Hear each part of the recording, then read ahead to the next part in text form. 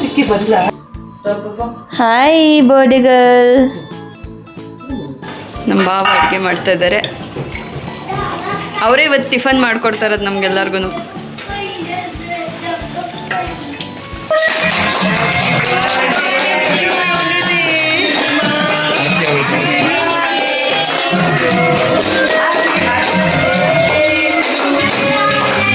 ಅವನು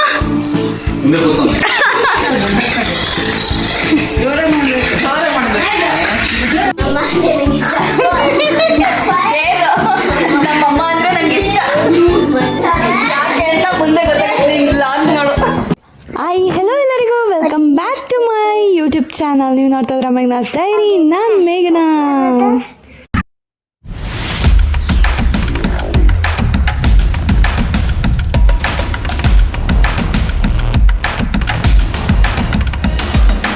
ಮತ್ತು ಸಾನಕ್ಕೂ ಜೊತೆ ಆಟ ಆಡಬೇಕು, ಸಾನಕ್ಕನ ಜೊತೆ ಆಟ ಆಡಬೇಕು, ತಮ್ಮ ಪಪ್ಪನ ಜೊತೆ, ತಮ್ಮ ಪಪ್ಪು ಜೊತೆ, ಪೂರಿಕಣ್ಣನ ಜೊತೆ, ಪೂರಿಕಣ್ಣನ ಜೊತೆ, ಮೋನಿ ಅಣ್ಣನ ಜೊತೆ, ಮೋನಿ ಅಣ್ಣನ ಜೊತೆ.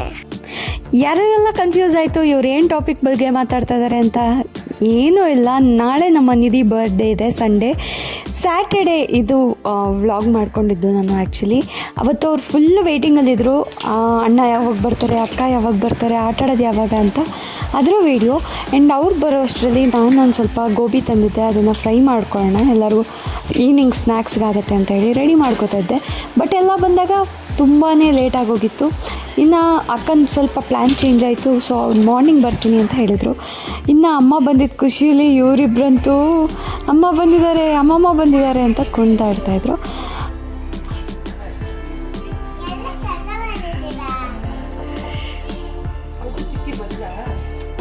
ಬರ್ಡೇಗೆ ಅಂತ ನಾವೇನು ಶಾಪ್ ಮಾಡಿರಲಿಲ್ಲ. ಸೊ ಆವಾಗ ಈ ನೈಟು ಅಮ್ಮ ಬಂದಾದಮೇಲೆ ಆ್ಯಂಡ್ ಪೂಜಾ ಬಂದಾದಮೇಲೆ ನಾವು ಆಚೆ ಬಂದ್ವಿ ಶಾಪ್ ಮಾಡೋಣ ಅಂತ ಹೇಳಿಬಿಟ್ಟು. ಇನ್ನು ನವಿಯವರು ನಾನು ಡೈಲಿ ನೋಡ್ತಾ ಇದ್ದೀನಿ ಫಸ್ಟ್ ಕ್ರೈಯಲ್ಲಿ ಹೊಸ ಬಟ್ಟೆಗಳು ಬಂದಿರೋ ಥರ ಇದೆ, ಹೋಗಿ ನೋಡ್ಕೊಂಬರೋಣ ಅಂತ ಹೇಳ್ತಾಯಿದ್ರು. ಸೊ ಹೋಗೋಣ ಅಂತ ವಿಸಿಟ್ ಮಾಡಿದ್ವಿ. ಬಟ್ ನಮಗೆ 7 ಸೈಜ್ಗೆ ನಮ್ಗೆ ಇಷ್ಟ ಆಗಿದ್ದಿದ್ರಲ್ಲಿ ಇರಲಿಲ್ಲ. ಸೊ ಬೇರೆ ಶಾಪ್ಗೆ ಹೋದ್ವಿ. ಆಮೇಲೆ ಬೇರೆ ಶಾಪ್ಗೆ ಹೋಗಿ ಒಂದಷ್ಟು ಬಟ್ಟೆಗಳನ್ನ ನೋಡಿ ಫೈನಲ್ ಒಂದು ಬಟ್ಟೆನ ಫೈನಲೈಸ್ ಮಾಡಿದ್ವಿ. ಬಟ್ ಅವಳು ಬರ್ತ್ಡೇಗೆ ಅದು ಹಾಕ್ಕೊಳ್ಳಿಲ್ಲ. ಯಾಕೆ ಅಂದರೆ ಅವಳಿಗೆ ಬಟ್ಟೆನೇ ಗಿಫ್ಟಾಗಿ ಬಂದುಬಿಡ್ತು ಜಾಸ್ತಿ. ಸೊ ಅದನ್ನೇ ಹಾಕ್ಸೋಣ ಅಂತ ಹೇಳಿಬಿಟ್ಟು ಅದನ್ನೇ ಹಾಕ್ಸಿದ್ವಿ. ಸೊ ಬರ್ಡೇ ದಿನ ನಾವು ತೊಗೊಂಡಿದ್ದ ಬಟ್ಟೆನ ಹಾಕೋಕ್ಕೆ ಆಗಲಿಲ್ಲ ಅವಳಿಗೆ. ಅಕ್ಕ ತಂದಿದ್ದ ಬಟ್ಟೆನೇ ಹಾಕಿದ್ವಿ. ತುಂಬಾ ಚೆನ್ನಾಗಿತ್ತು ಅದು ಆ್ಯಕ್ಚುಲಿ. ಇನ್ನೂ ಆ್ಯಸ್ ಯೂಶ್ವಲ್ ನಾನು ಅರ್ಲಿ ಮಾರ್ನಿಂಗ್ ವಾಕ್ ಮುಗಿಸ್ಕೊಂಡು ಬಂದರೆ ಇಲ್ಲಿ ನೋಡಿದ್ರೆ ಇವರಿಬ್ಬರು ಎತ್ಕೋತಿದ್ರು. ಏನು ಮಾಡ್ತಿದ್ದೀರಾ, ಏನು ಮಾಡಬೇಕು ಅಂತ ಪ್ಲ್ಯಾನ್ ಇದೆ ಅಂತ ನನಗೆ ಅವಳು ಉತ್ತರ ಕೊಟ್ಲೋ ಇಲ್ವೋ. ಅವರಿಬ್ಬರು ಮೆಹಂದಿ ಕೇಳಿದ್ರು ಅಂತ ಪಟ್ ಅಂತ ಮೆಹಂದಿ ಕೊಂಡು ತೊಗೊಂಡು ಇಬ್ರಿಗೂ ಮೆಹಂದಿ ಹಾಕೋಕೆ ಸ್ಟಾರ್ಟ್ ಮಾಡಿಬಿಟ್ಲು. ಇನ್ನು ನಾನೇ ಅವರಿಬ್ರಿಗೂ ರೆಡಿ ಮಾಡ್ತೀನಿ ಅಂತ ಹೇಳಿ ಅವಳು ಇಬ್ರಿಗೂ ಒಂದೇ ಥರ ಡ್ರೆಸ್ ತಂದಿದ್ಲು. ಅದನ್ನು ಹಾಕಿ ಕೂರಿಸಿದ್ಲು ರೆಡಿ ಮಾಡಿ. ಅದಕ್ಕೆ ಸುಮ್ಮನೆ ಬಾವನ್ ಕೇಳಿದೆ. ಬಾವ ನೋಡಿದ್ರೆ ಬಿರಿಯಾನಿ ಮಾಡೋಣ ಅಂದ್ಬಿಟ್ಟದ.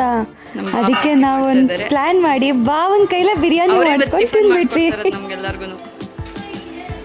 ಅವರು ಟಿಫನ್ ಮಾಡೋದಕ್ಕಿಂತ ಮುಂಚೆ ನಾನು ಮನೆಯೆಲ್ಲ ಕ್ಲೀನ್ ಮಾಡಿಕೊಂಡು ಸ್ನಾನ ಮಾಡಿ ನನ್ನ ಮಕ್ಳಿಗೂ ಸ್ನಾನ ಮಾಡಿಸಿ ಪೂಜೆ ಕೂಡ ಮಾಡಾಗಿತ್ತು. ಇನ್ನು ಪೂಜೆ ಎಲ್ಲ ಮುಗಿಸಾದ್ಮೇಲೆ ಇವರು ಬಿರಿಯಾನಿ ಮಾಡೋಕ್ಕೆ ಸ್ಟಾರ್ಟ್ ಮಾಡಿದ್ರು. ಬಿರಿಯಾನಿ ಕೂಡ ಕಂಪ್ಲೀಟ್ ಆಯಿತು. ಲೇಟಾಗಿ ತಿಂದ್ವಿ, 11 o'clock ಆಗೋಗಿತ್ತು. ಯಾಕೆಂದರೆ ಎಲ್ಲ ಪೂಜೆ ಎಲ್ಲ ಮುಗಿಸಿ ನಾವು ಸ್ಟಾರ್ಟ್ ಮಾಡಿದ್ದು.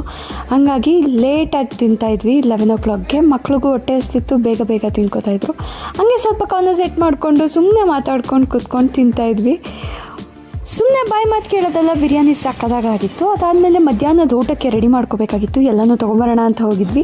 ನಾನು ಹೋಗಿ ಬರೋ ಗ್ಯಾಪಲ್ಲಿ ಅಕ್ಕ ಬಾವ ಎಲ್ಲ ಬಂದುಬಿಟ್ಟಿದ್ರು. ಸಾನು ಪಾಪು ಎಲ್ಲ ಬಂದು ಆಟ ಆಡ್ತಾ ಕೂತಿದ್ರು. ನೋಡಿ ಬ್ಯುಸಿ ಆಗ್ಬಿಟ್ಟಿದ್ದಾರೆ. ಮಧ್ಯಾಹ್ನಕ್ಕೆ ಅಂತ ಒಂದು ಮೆನು ಮಾಡ್ಕೊಂಡ್ವಿ. ಬೇಡ ಅಂತ ಚೇಂಜ್ ಮಾಡಿದ್ವಿ. ಇವಾಗ ಚೇಂಜ್ ಮಾಡಿರೋ ಮೆನ್ಯೂಲಿ ಸ್ವಲ್ಪ ಐಟಮ್ಸ್ ಕಡಿಮೆ ಇದ್ರೂ ಪರವಾಗಿಲ್ಲ ಅಂತ ಹೇಳಿಬಿಟ್ಟು ರೆಡಿ ಮಾಡ್ಕೊಳ್ಳೋಕ್ಕೆ ಎಲ್ಲನೂ ಅಡುಗೆ ಮಾಡೋದಕ್ಕೆ ರೆಡಿ ಮಾಡ್ಕೋತಾ ಇದ್ದೀವಿ.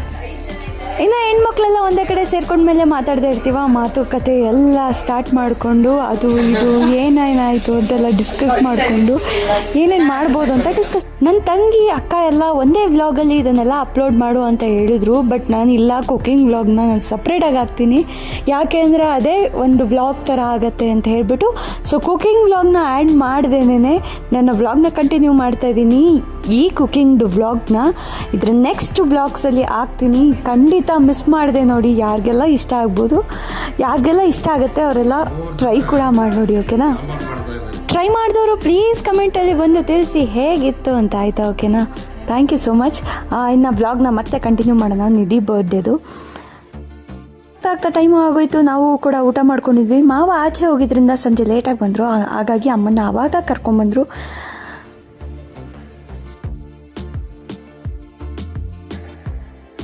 ಇನ್ನು ಮಕ್ಕಳಿಗೆ ಬೋರ್ ಆಗಬಾರ್ದು ಅಂತ ಸೈಕಲ್ ಕೆಳಗೆ ಕೊಟ್ವಿ. ಅಕ್ಕ 4 ಜನನೂ ನೋಡ್ಕೊತೀನಿ, ನಾನು 5 ಜನನೂ ನೋಡ್ಕೊತೀನಿ, ನೀವು ಕೆಲಸ ಮಾಡ್ಕೊಳ್ಳಿ ಅಂತ ಅಂದರು. ನಾವು ಬಾಕಿ ಏನೇನು ಕೆಲಸ ಇದೆಲ್ಲ ಎಲ್ಲ ಮಾಡ್ಕೊತಾ ಇದ್ದೆ. ಅಷ್ಟರಲ್ಲಿ ನಿಧಿ ಬಂದಳು. ಫುಲ್ಲು ಸುಸ್ತಾಗಿದ್ಲು. ಮೇ ಬಿ ಅವಳು ನಿದ್ದೆ ಮಾಡಬೇಕಿತ್ತು. ನಿದ್ದೆ ಮಾಡಿಲ್ಲ ಅಂದರೆ ಅವಳು ಫುಲ್ ಟಯರ್ಡ್ ಫೀಲ್ ಆಗ್ತಾಳೆ. ಸೊ ಅವಳು ನಿದ್ದೆ ಮಾಡಿಸ್ದೆ. ಇನ್ನು ಇವ್ರು ಯಾರು ನಿದ್ದೆ ಮಾಡೋ ಥರ ಇರಲಿಲ್ಲ, ಎಲ್ಲ ಆಟ ಆಡ್ತಾಯಿದ್ರು. ಆ್ಯಕ್ಚುಲಿ ಹೇಳ್ಬೇಕಂದ್ರೆ ರೋಡ್ ಚೆನ್ನಾಗೇ ಇತ್ತು. ಈಗ ಒಂದು 3-4 ಡೇಸಲ್ಲಿ ಅಲ್ಲಿ ಸ್ಯಾನಿಟೈಸರ್ ಪೈಪು ಅದು ಇದು ಅಂತ ಹೇಳ್ಬಿಟ್ಟು ಚೆನ್ನಾಗಿರೋ ರೋಡ್ನೆಲ್ಲ ಇದು ಮಾಡಿಬಿಟ್ರು, ಹಾಳು ಮಾಡಿಬಿಟ್ರು. ನಮ್ಗೆ ಒಂದೊಂದ್ಸರಿ ಅನಿಸುತ್ತೆ ನಮ್ಮನೆ ಫಂಕ್ಷನ್ ಮಾಡಬೇಕಾದ್ರೇ ಯಾಕೆ ಈ ಥರ ಆಗತ್ತೆ ಅಂತ. ಸಿಂಪಲಾಗಿ ಮನೆಯವರ ಅಳ್ತಕ್ಕೆ ಫಂಕ್ಷನ್ ಮಾಡಿದ್ದಷ್ಟೇ. ಈ ಥರ ವ್ಲಾಗ್ ಮಾಡಾಕ್ತೀನಿ ಅಂದರೆ ಯಾರಾದರೂ ಸಪೋರ್ಟಿವ್ ಆಗಿರಲೇಬೇಕಲ್ವಾ? ನನಗೆ ನನ್ನ ಅಕ್ಕ ಸಪೋರ್ಟಿವ್, ಅಕ್ಕ ಆಗಿರ್ಬೋದು, ಪೂಜಾ ಆಗಿರ್ಬೋದು, ಇಬ್ಬರೂ ಸಪೋರ್ಟಿವ್ ಆಗಿ ಬೆಳಗ್ಗೆಯಿಂದ ಏನೇನಾಯಿತು ಅದಕ್ಕೆಲ್ಲ ಹೆಲ್ಪ್ ಮಾಡಿದ್ರು. ಅಕ್ಕ ವೀಡಿಯೋಸ್ ಎಲ್ಲ ಕವರೇಜ್ ಮಾಡಿಕೊಟ್ರು. ಇದು ಒಂಥರ ನನಗೆ ಈ ವ್ಲಾಗ್ ಒಂಥರ ಬ್ಲೆಸ್ಸಿಂಗ್ಸ್ ಟೈಪ್. ಇಷ್ಟು ವರ್ಷದಲ್ಲಿ ನಾನು ಈ ಥರ ವ್ಲಾಗ್ ಮಾಡಿರೋದು.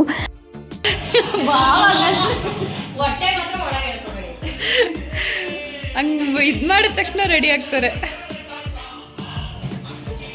ಇಲ್ಲಿ.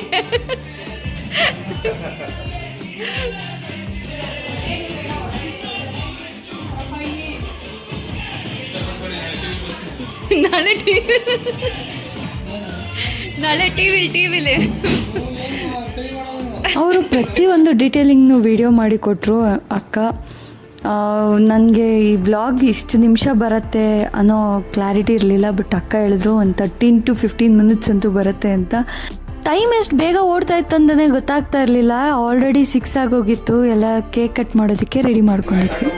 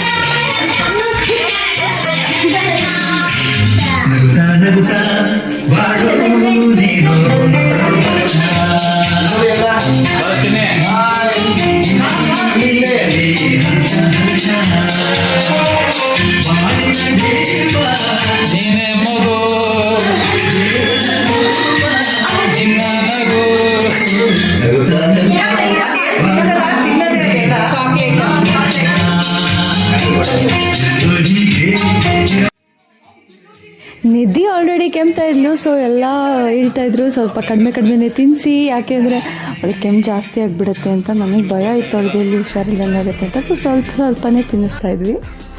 ಫಸ್ಟು ಬಂದವ್ರಿಗೆಲ್ಲ ಕೇಕ್ ಕಟ್ ಮಾಡಿಸ್ಬಿಟ್ಟು ಆ್ಯಕ್ಚುಲಿ ಮಿಕ್ಸ್ಚರ್ ತಂದಿದ್ರು, ಅದನ್ನೆಲ್ಲ ಸ್ವಲ್ಪ ಪ್ಲೇಟ್ಸ್ಗೆ ಹಾಕ್ಕೊಂಡು ಇಟ್ಕೊಂಡಿದ್ವಿ. ಕೇಕ್ನ ಕಟ್ ಮಾಡಿಬಿಟ್ಟು ಮಕ್ಕಳಿಗೆ ಬಂದಿರೋರಿಗೆ ಎಲ್ಲರಿಗೂ ಕೇಕ್ ಕೊಟ್ಬಿಟ್ಟು ಫೋಟೋಗೊಂದು ಫೋಸ್ ಕೊಡಿ ಅಂತ ಎಲ್ಲರನ್ನ ಕರೆದ್ವಿ. ಈಗ ಫೋಟೋ ಸೆಷನ್ ಟೈಮ್. ಎಲ್ಲರೂ ಅವಳ ಜೊತೆ ಫೋಟೋಸ್ ತೆಗೆಸ್ಕೊಳ್ಳೋಕ್ಕೆ ಅಂತ ನಿಂತ್ಕೋತಾ ಇದ್ವಿ. ವಿಡಿಯೋನು ಬರ್ತಿದೆ. ಬನ್ನಿ ಮುದ್ದೋನೆ.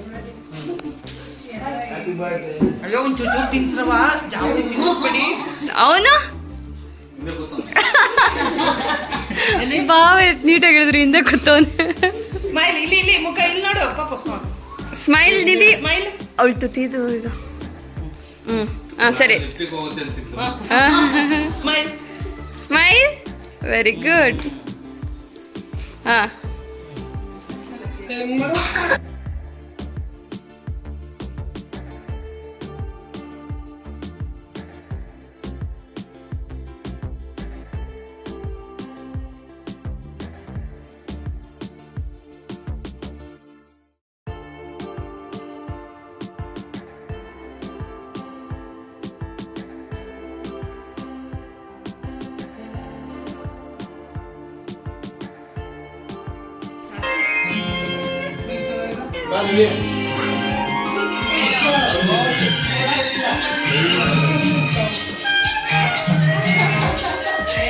ಅರ್ಧ ತೆಗಿತೀನಿ ಬಿಡಮ್ಮ.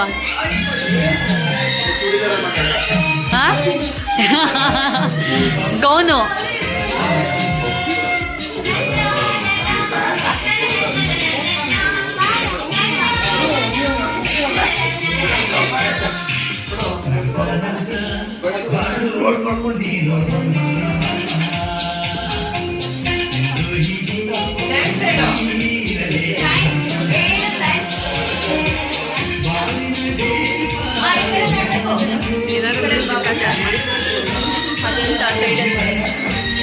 ಎಲ್ಲರಿಗೂ ಬರ್ತಿತ್ತಲ್ಲ ಅದು.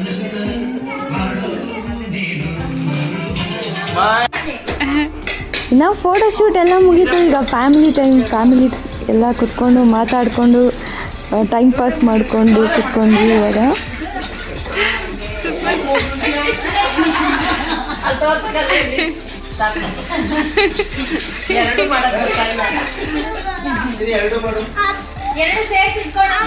ಮಾತಾಡ್ತಾನೆ ಎಷ್ಟೊತ್ತು ಕುತ್ಕೊಳ್ಳೋದು. ಬನ್ನಿ ಒಂದು ಗೇಮ್ ಆಡೋಣ ಅಂದರೆ ಎಲ್ಲರೂ ಒಂದೊಂದು ರೀಸನ್ ಕೊಟ್ಬಿಟ್ಟು ನಂಗೆ ನಿದ್ದೆ ಬರ್ತಾ ಇದೆ, ನಂಗೆ ಹಂಗೆ ಅನ್ನಿಸ್ತದೆ ಹಿಂಗೆ ಅನ್ನಿಸ್ತದೆ ಅಂತ ಅವ್ರು 3 ಜನ ಎಸ್ಕೇಪ್ ಆಗಿಬಿಡೋಣ. ಸರಿ ಆಯಿತು ಬೇಡ ನೀವು 3 ಜನ ಅಂತ ಹೇಳಿಬಿಟ್ಟು ನಾವು ಸುಮ್ಮನೆ ಕೂತಿದ್ದಾಗ ಮಕ್ಕಳು ಅಮ್ಮ ನಮಗಾದರೂ ಆಡಿಸಿ ಅಂತ ಹೇಳಿ ಬಂದರು. ಸೊ ಮಕ್ಳಿಗೆ ಆಟ ಆಡಿಸ್ತಾ ಇದ್ದೀನಿ. ಏನಂದರೆ ಟ್ರುತ್ ಆರ್ ಡೇರ್ ಗೇಮು. ನಾನು ಅವನಿಗೆ ಟ್ರುತ್ ಆರ್ ಡೇರಲ್ಲಿ ಟ್ರುತ್ ಕೊಟ್ಟಿದ್ದೆ. ಅವನು ನಿಮ್ಮಮ್ಮ ಇಷ್ಟನಾ ಅಂದೆ. ಇಲ್ಲ ಅಂದಿದ್ದ. ಅದಕ್ಕೆ ನೆಕ್ಸ್ಟ್ ಡೇರ್ ಚಾಲೆಂಜ್ ಬಂದಾಗ ಅವನಿಗೆ ಬಸ್ಕಿ ಹೊಡಿಸ್ತೀನಿ. ನಮ್ಮಮ್ಮ ಅಂದರೆ ಇಷ್ಟ, ನಮ್ಮಮ್ಮ ಅಂದರೆ ಇಷ್ಟ ಅಂತ ಹೇಳಿ.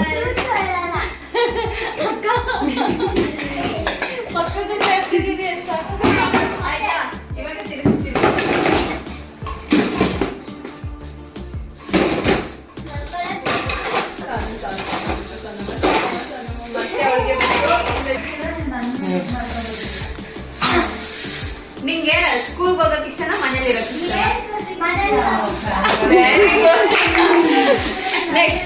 ನೆಕ್ಸ್ಟ್ ನನಗೂ ಇಷ್ಟೇ ಭುವಿ.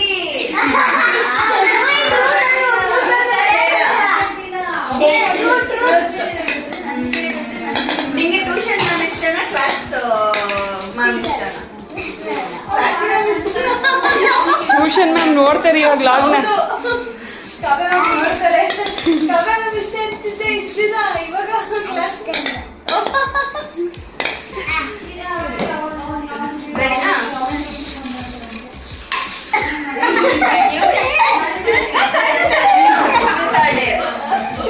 ಯಾವಾಗ್ಲೂ ಟ್ರೂತ್ ಮಾಡಂಗಿಲ್ಲ. 2 ಸರಿಗೆ ಟ್ರೂತ್ ಮುಗ್ದೋಯ್ತು. ನೆಕ್ಸ್ಟ್ ಇಂದ ಡಯರ್ ಬರುತ್ತೆ. ಓಕೆನಾ? ಟ್ರೂತ್ ಅಲ್ಲ. ಅಪ್ಪ ಜಾಸ್ತಿ ಫೇವ್ರೇಟ್, ಅಮ್ಮ ಜಾಸ್ತಿ ಫೇವ್ರೇಟ್. ಅಪ್ಪ ಜಾಸ್ತಿ ಫೇವ್ರೇಟ್. ಅಲ್ಲಿ ಅಮ್ಮ ನೋಡ್ತಿದ್ದಾರೆ. ಅಮ್ಮ ಅಲ್ಲಿ ನೋಡ್ತಿದ್ದಾರೆ. ಗೊತ್ತದು ಪಪ್ಪ ಫಸ್ಟು ಬೈಯಲ್ವಲ್ಲ ಅವ್ರ ಪಪ್ಪ. ನಾನಾದ್ರೆ ಬೈತಾ ಇರ್ತೀನಿ. ಹಾಕ್ತೀನಿ.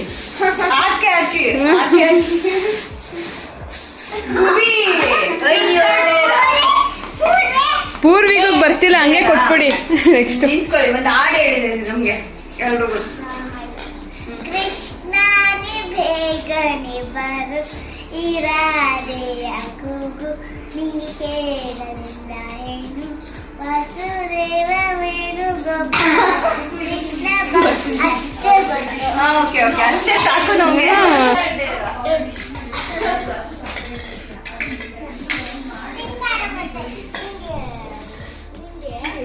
ನಿಂಗೆ ಪೂಜಾ ಅಮ್ಮ ಇಷ್ಟನಾ ಮಾಧುರಿ ಅಮ್ಮ ಇಷ್ಟನಾ?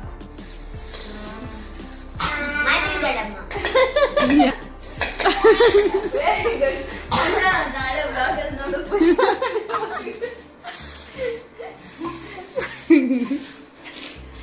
ಏನು ಸೀರಿಯಸ್ ಆಗಿ ಮಾತು.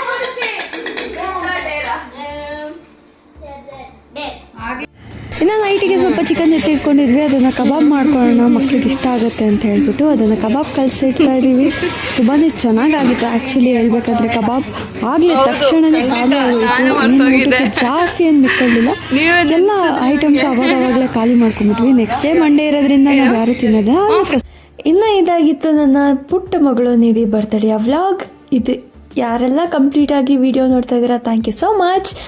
ಇನ್ನೂ ಹೊಸ ಹೊಸ ವೀಡಿಯೋಸ್ಗಳಿಗಾಗಿ ಇದೇ ಥರ ಸಬ್ಸ್ಕ್ರೈಬ್ ಮಾಡ್ಕೊಳ್ಳಿ. Thank you all.